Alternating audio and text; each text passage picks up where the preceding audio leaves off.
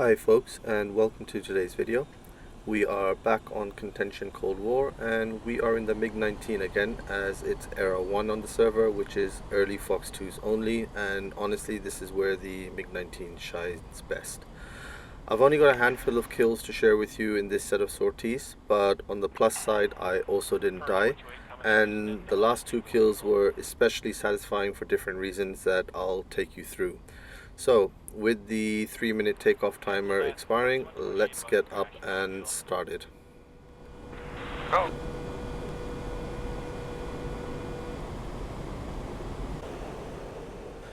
I've been flying for a few minutes now, and I've been trying to track down this Viggen, but he's been very elusive. He keeps turning hot and then going cold when I get close to him. I try to lure him in by not going hot on him and instead try to stay off angle until I catch sight of him.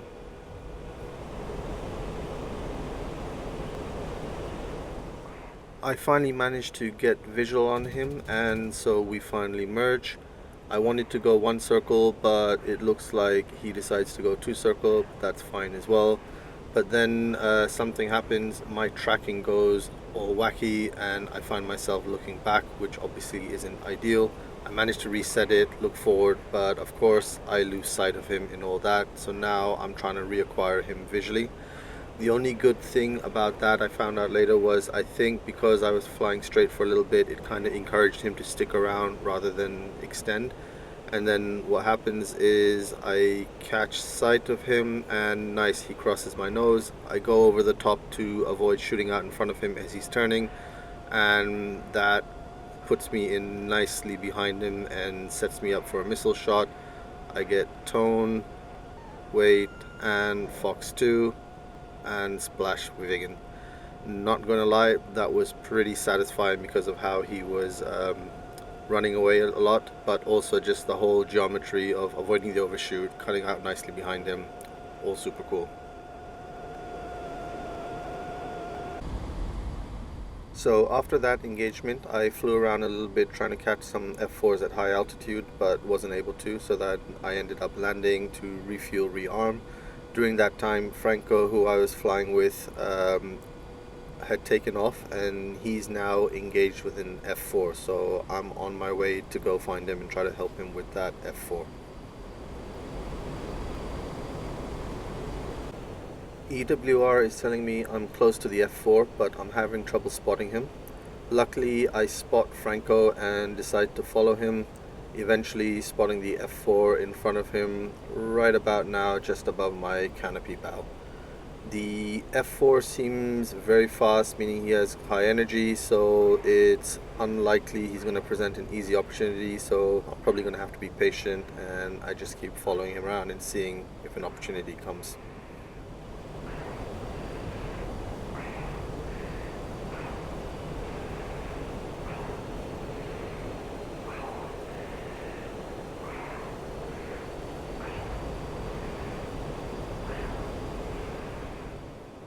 It looks like the F4 is committed to using his energy for the rate turn battle, but eventually he decides to go up, and that could present an opportunity because it means he's probably going to get slow.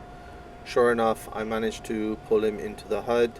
I get tone. The range is quite far, but I decide to take a shot, hoping that he's bled off enough speed that the missile will be able to reach him, and keep watching to see, and eventually splash F4.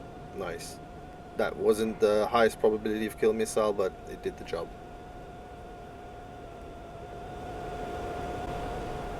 Now the next kill doesn't even have any BFM, but I was super pleased with this one.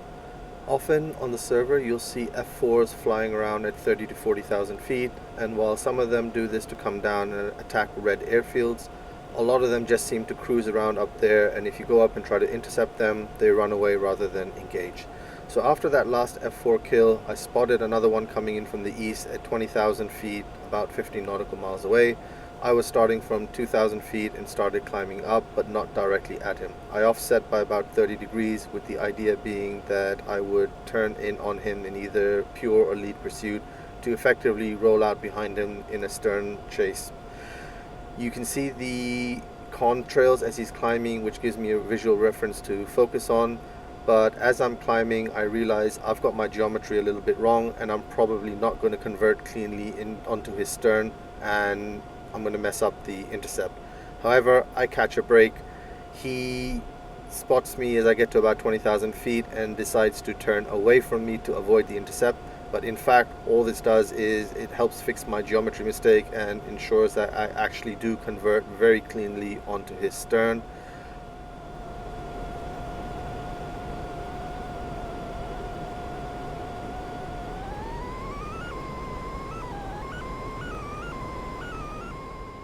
I then get toned, but the distance is still quite far and it's a chase, so I reach out to GCI to confirm his speed versus my speed.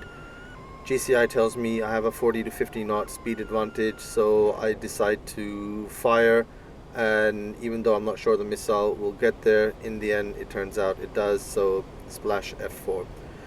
I think it's the thin air up there which helps the missile reach further distances rather than at sea level where I'm used to fighting, where a stern chase beyond 1 mile isn't usually possible, especially against F4s that are very fast.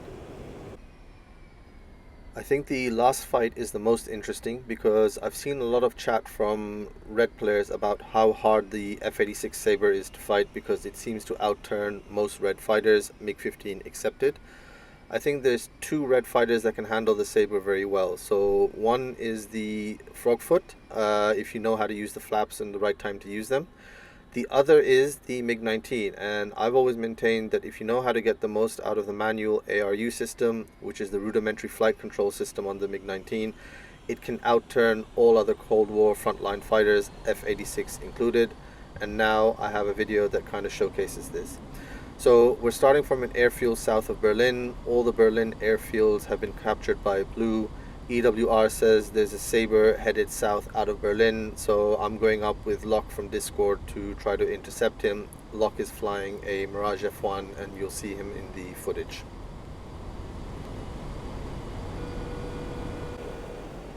Once we're up, Locke and I try to look for the Sabre, but he's not easy to spot. He's low and a very small target, but luckily I spot him flying over me and roll over the top to try to turn in behind him.